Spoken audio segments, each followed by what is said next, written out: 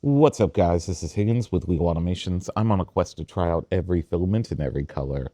On today's episode, we are taking a deep dive into Polymaker's Panchroma Satin PLA in Polymaker Teal.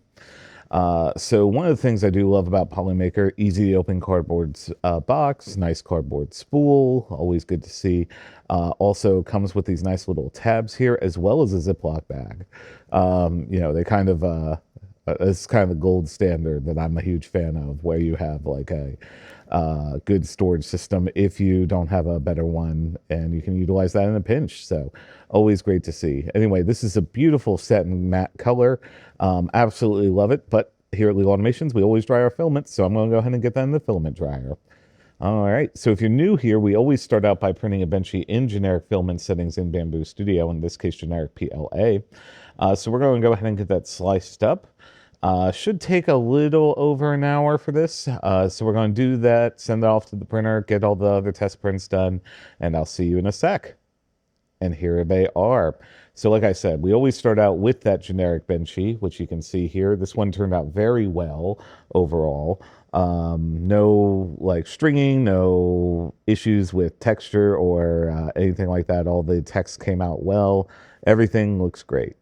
Next up, we had the dimensional cube. This is 40 by 40 by 40 millimeters cube, printed in spiral Voss mode.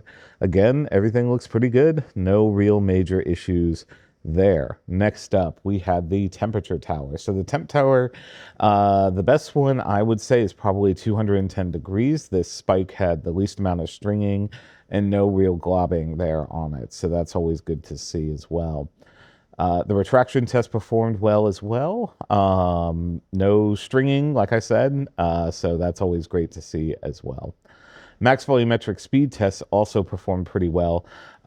This one went up to 20 millimeters per second cubed without any sort of loss of quality or texture, or any sort of filament line skipping or layer line skipping or anything like that. So no deformation.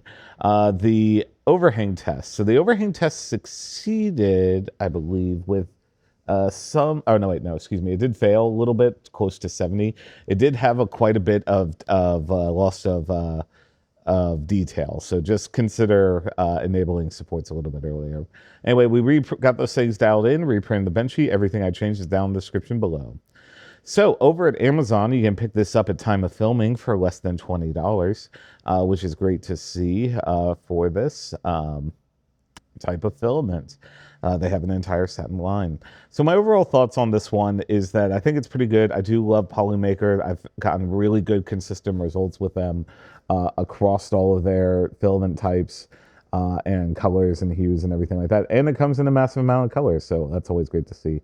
Anyway, that's been Polymaker's Panchroma Satin PLA in Polymaker Teal.